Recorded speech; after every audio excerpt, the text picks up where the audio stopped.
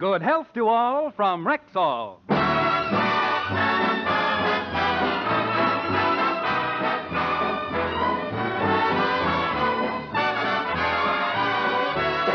Yes, it's Sunday, time for the Phil Harris Alice Faye Show, presented by the makers of Rexall Drug Products and your Rexall family druggist. Good evening. This is your Rexall family druggist, taking a little time from behind the prescription counter this Sunday evening to speak for all 10,000 of us. The 10,000 druggists who have added the word Rexall to our own store names. You can always tell us by the orange and blue Rexall sign in our windows. The sign means that we carry the 2,000 or more drug products made by the Rexall Drug Company. They range all the way from aspirin to penicillin, and they're as fine and pure and dependable as science can make them. We recommend them to our customers because we know you can depend on any drug product that bears the name Rexall. Good health to all from Rexall.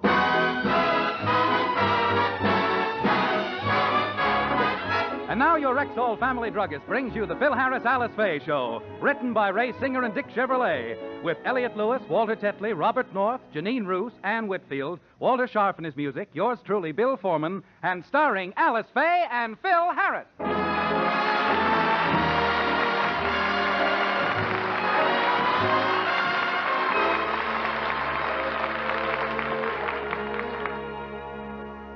Last week, Alice noticed that her clothes were getting tight on her, and she decided to go on a special health diet. She feels the diet is not only good for herself, but also for Phil and the children. And the family has been on this imposed diet for 5 days now. Alice, do we have to eat this stuff for lunch again?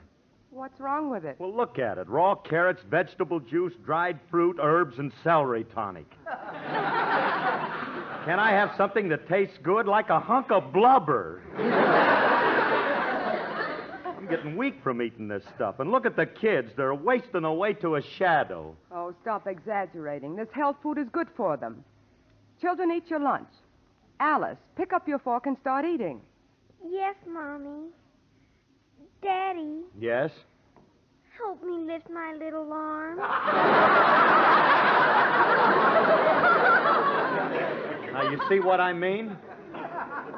They're weak, and no wonder.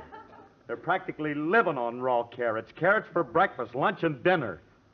Look at Phyllis. She's so weak she can hardly keep her little pink eyes open. Don't be ridiculous. Carrots will never do her any harm. Now, Phyllis, start eating. Phyllis, I'm talking to you. What's up, Doc?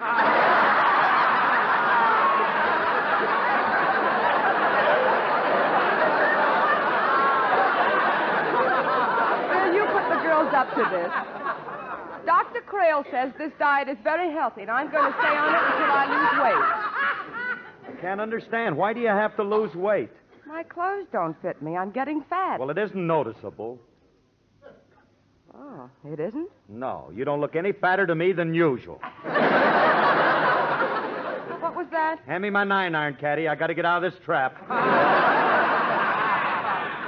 No, look, honey, what I mean is, well, you're not fat at all. In fact, you're much more slender than any matron your age. Matron? You better tee off again, Daddy. You lifted your head on that one. Look, Alice, believe me, you're just as slender as you ever were. Just how much weight did you put on, anyway? Oh, I don't know. I'm afraid to step on a scale and find out. You're on a diet and you don't know how much you weigh? Well, I give up. I just don't understand you women. You're a mamigma to me. Philip, the word is enigma.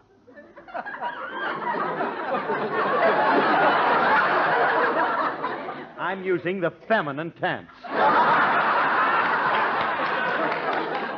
Smarty, where'd you come from, Willie? The door was open, so I walked in. Hello, Alice. Good morning, Philip. We talked already. Billy, you're just in time for lunch. Won't you have something? Yes, would you care to share a herb with us? No, thank you. I just finished a delicious lunch. I had a hot roast beef sandwich with mashed potatoes and gravy and apple pie. Cut it out! I haven't had a decent meal since Alice put us all on that Dr. Crail's health diet. I'm telling you, Willie, it's killing me. But Dr. Crale's health foods are wonderful, Philip. I ate nothing else for 3 months, and they did wonders for me. Yes, indeed.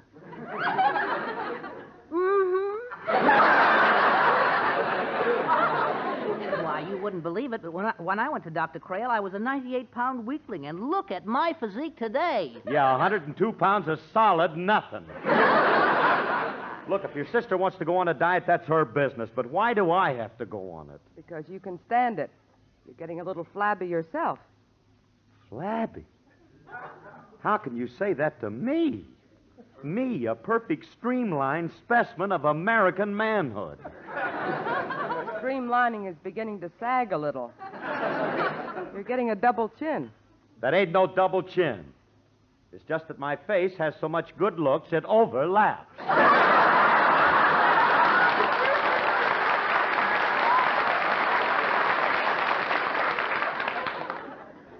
Hey, Alice, I can't take any more of this. I gotta have some food. I'm just a bag of bones now. Oh, you are not. No, then how come every time I step out in the backyard, the dog tries to bury me?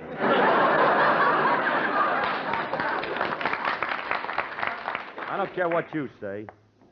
I'll go to the kitchen. There must be something in the cupboard I can eat. Not even a can of anything left. Just herbs, dried fruit, pablum, carrots. Pablum? That's the stuff Alice used to feed the kids when they were babies. How come we got baby food? I wonder if...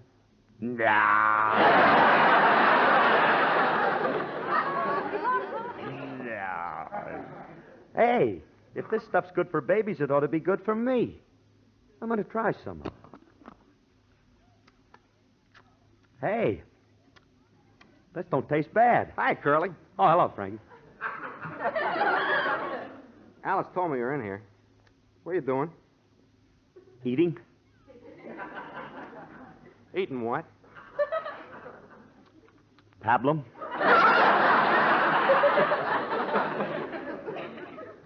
Oh.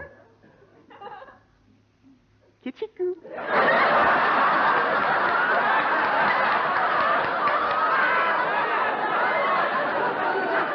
Remley, stop pinching my cheek.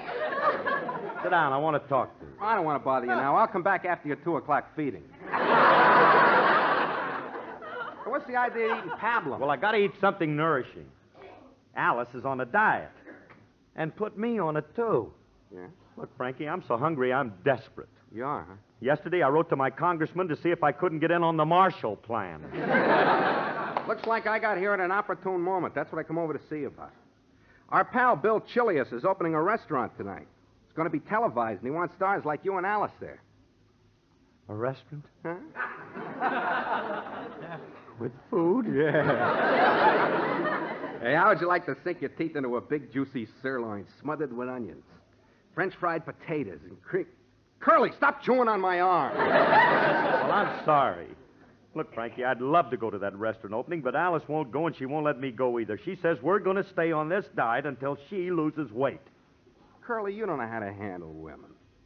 All you got to do is flatter her, make her think she lost weight. Yeah, good enough, but suppose she steps on the scale and finds out she hasn't. Well, you could be prepared for that exigency. No, I couldn't. Why not? I don't know what you're talking about.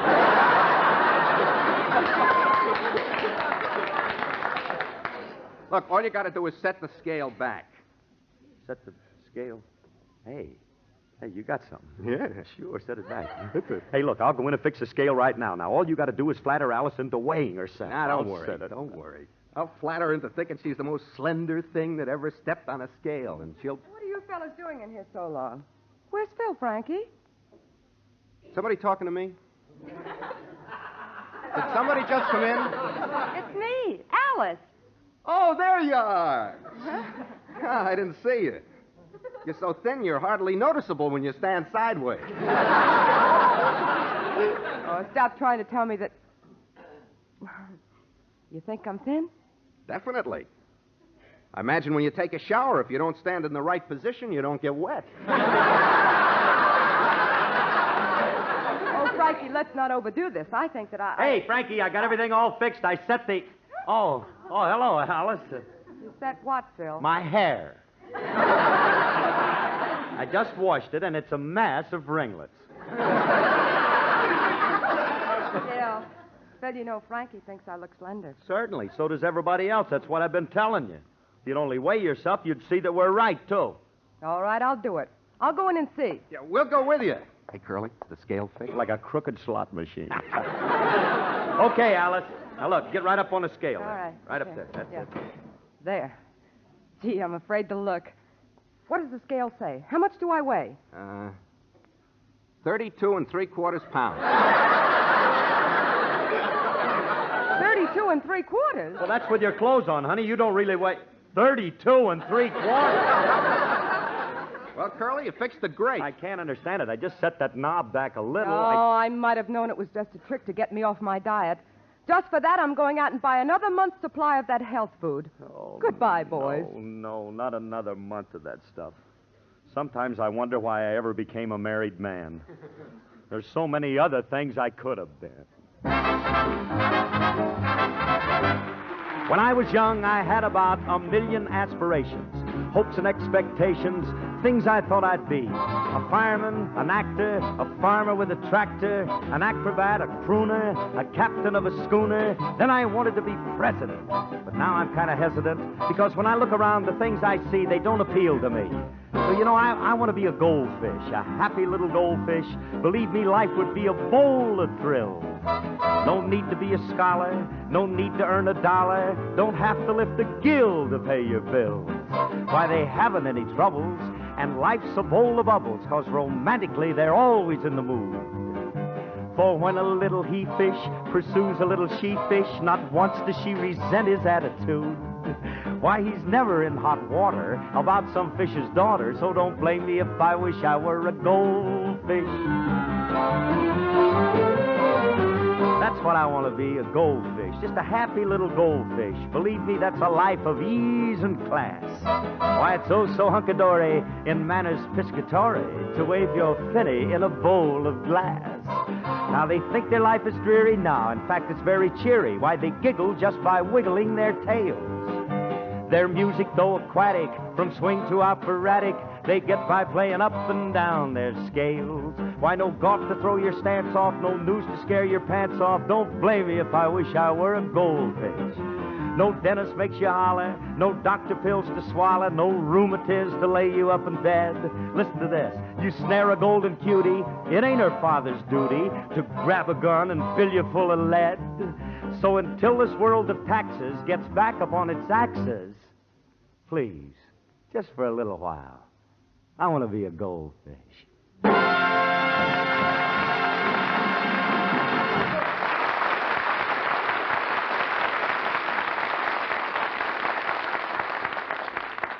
Hey, how was that, Frankie? Curly, you're right. You're from hunger. No, what you need is a good meal. How about coming to that restaurant tonight? I just got through telling you that Alice ain't going to let me. I ain't going to get a square meal again until her clothes fit her. Until her clothes fit. That's huh? right. I think I have a solution. Hold it a minute. Just hold it a minute now. Don't come in with another one of them extremities or strikers. Well, listen to me. Look, if we fixed Alice's clothes so that they fit her again, she'd think her weight was normal and she'd start eating. Yeah. Sure. Yeah. Hey, if the dresses are tight, all we got to do is let them out. Open a few seams. That's it. You go up and get Alice's dresses, and I'll get the sewing machine ready. Okay.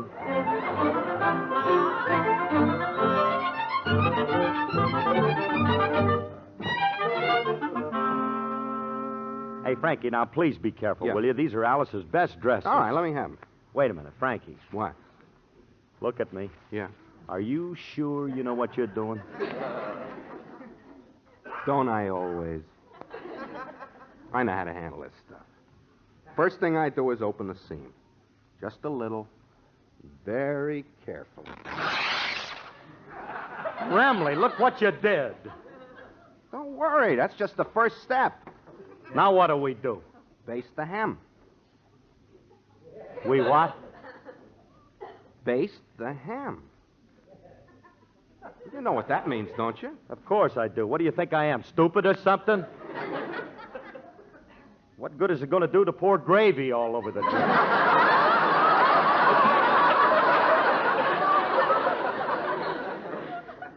Curly, your ignorance is amazing. Basting the hem means letting out the waste.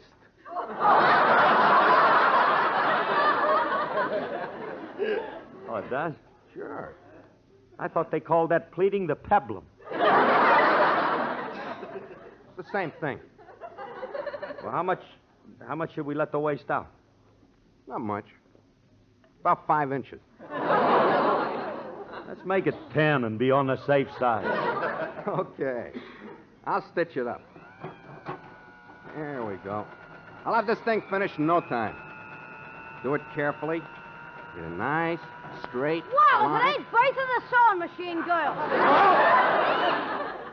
Oh, darn you, Julius, you made me run the needle over my finger. Look at it. What are you laughing at? You're the first guy I ever seen with a hem-stitched cuticle. Look, Julius, will you go away? We're busy. What are you doing? We're basting a ham. Oh. If you got any time out on Tuesday, I got a bodice that needs flaring. Let's do it right now, Curly. Okay, put him over my knee and I'll flare his little bodice. What are you guys doing with Miss Faye's dresses? You must know she's put on some weight and we're letting them out about 10 inches. 10 inches? You mean she's that fat? This is the end of everything. My dream boat has become a barge. She's not that fat. It's just that her clothes are getting a little tight on her. You're just saying that to make me feel better. Tell me the truth. How fat is she? Now, look, Julius, Son, don't... give it to me straight. I can take it. Is her obesity obnoxious? Will you stop that? I keep on trying to... Is her who what? So that's why she hasn't been in to buy groceries lately. She's ashamed to be seen. All right. Have it your own way. She hasn't been out of the house because she can't get through the front door. Now get lost, will you? All right, I'll go. This is a severe blow. Oh, Phil, where are you? Uh-oh, it's Fatso.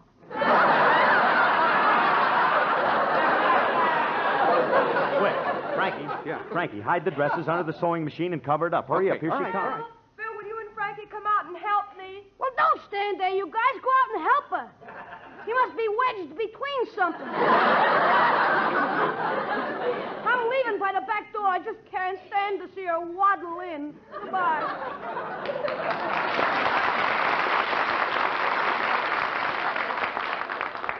Waddle in. To hear him talk, you'd think that she was... Help me with these bundles, will you, fellas? Oh, hi, Alice. You're back, huh? Hey, Alice, did you bring home one little steak for me? No. Dr. Crail doesn't believe in steaks. Now, please, carry these bundles in the kitchen. Ah, come on, Frankie. All right. Dr. Crail doesn't believe in steaks. Dr. Crail. Guy probably eats nothing else when nobody's watching. Yeah. If Alice saw the guy eating a steak, that'd get her off of him. Oh, wait a minute. I think I can arrange it so Alice will see him eating one.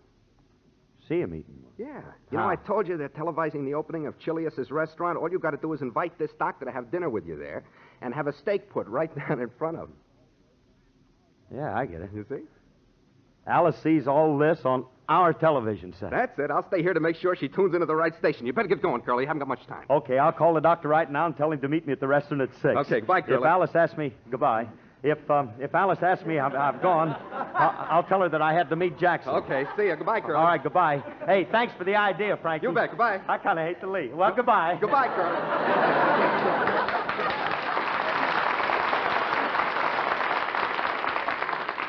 Oh, great. Wait till Alice sees this doctor eating a steak. What's keeping you fellas so long? Where's Phil? Phil. Oh, Phil. He had to leave. He had an urgent phone call to go over and see Jack Benny. Oh, gee, I hope he's back in time for dinner. Yeah, well, he will be. Do you mind if I stay around, Alice? There's a television show on at 6 o'clock that I want to see. Okay. But if you'll excuse me now, I have to go and get dinner ready. Okay. Do you west is west and the wrong one I have chose. Let's go where I'll keep on wearing those frills and flowers and buttons and bows and rings and things and buttons and bows. Don't bury me in this prairie, take me where the seamen grow. Let's move down to some big town where they love a gal by the cut of her clothes, and I'll stand out in buttons and bows.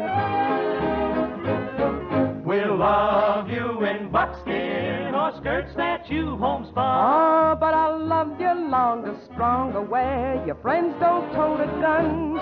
My bones denounce the buckboard bounce and the cactus hurts my toes. Let's vamoose where gals keep using those silks and satins and linen that shows, and I'm all yours with buttons and bows.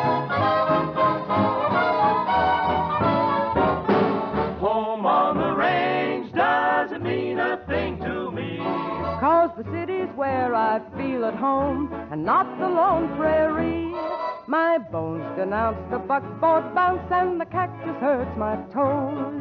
Let's vamoose where gals keep using those silks and satins and linen that shows, and I'm all yours in buttons and bows. give me Eastern trimming, Where women are women in high silk hose and peekaboo clothes and French perfume, that rocks the room. and I'm all yours in buttons and bows.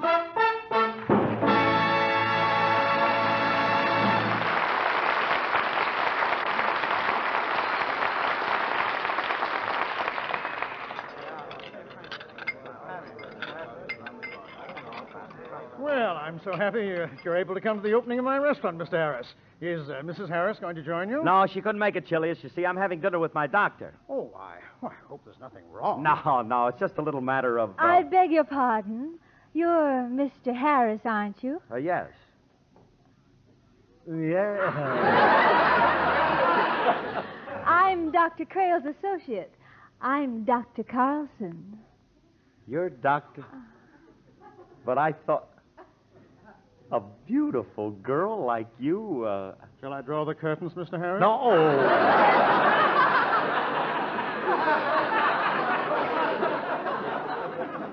Chilius. It's not what you think. This is my doctor. Of course. Sick like that, I should be. Dr. Crail couldn't make it, Mr. Harris. I hope you're not disappointed in my being here. Well, You don't mind having dinner with me, do you? I'll force myself. Forgive me, Alice. This was thrust upon me.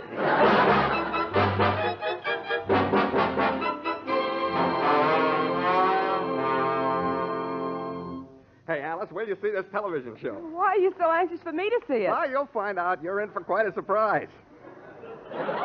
You're going to see something that'll just... Oh.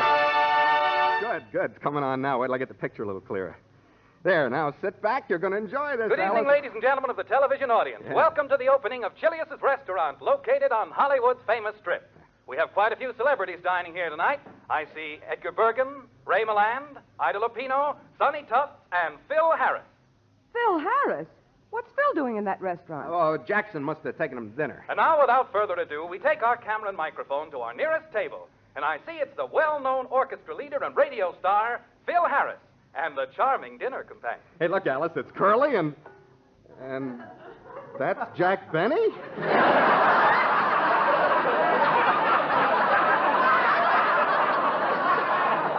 I must say, Jack looks stunning in a strapless evening gown. Well, this is a very dull show. I better turn it off. You so much as touch that dial and I'll break your guitar arm. I want to hear Phil explain this. Well, here we are at Mr. Harris's table. Mr. Harris, do you mind if we interview you? Oh, no, not at all. Oh, this is thrilling. The television camera is right on us. Yes, sir. Right this minute, we're being seen in thousands of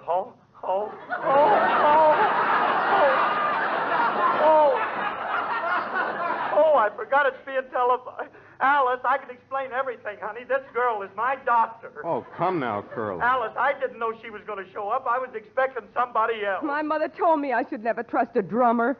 Phil Harris, you're not nothing but a philanderer, a rake, an old roue. I am not. You're not. Whatever my wife is calling me. Your wife? You mean this girl isn't? And your wife is watching? Shall I draw the curtains, Mr. Harris? Yes. I mean, no. Alice, this isn't my fault. Frankie arranged this, didn't you, Frankie? Only up to a point. You're ad-libbing this part. Oh, Alice, please don't go away. I'll be right home to explain everything, honey. Oh, I feel sick. Oh. Lucky he's got his doctor with him. You just wait till he gets home.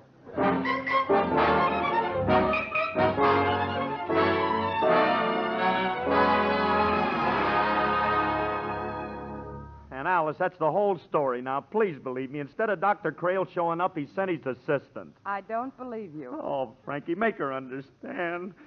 You believe me, don't you, pal? No.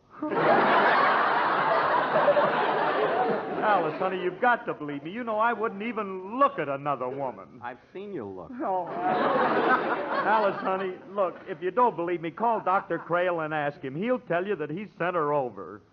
Well, if you're willing to let me do that, I guess I was a little hasty. Oh, then you do believe me? Yes, Phil, I'm convinced. I'm not. But Frankie, honey, I tell you, darling... Oh, shut up!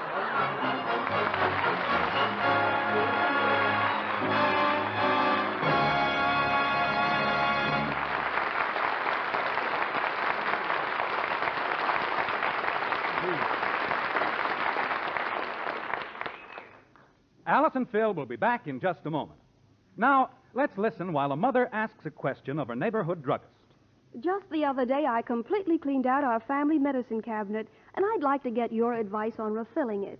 Well, ma'am, speaking as a family druggist, I'd be sure I filled it with reliable drug products. But that's just it. How can I know when I'm buying reliable drug products? Just be sure the name Rexall is on the label. Well, you say that like a man who knows what he's talking about. Well, ma'am, we Rexall druggists do know. We've actually seen the way 2,000 or more drug products made by Rexall are tested over and over again before they're considered good enough to wear the Rexall label. And we've seen the day in and day out research in Rexall's big laboratories that stand behind that label. That's why we know you can depend on any drug product that bears the name Rexall. Mister, you've got a customer. Can I get these products anywhere? Oh, no, ma'am. Only at Rexall stores, the stores with the orange and blue Rexall sign in the window. Good health to all from Rexall.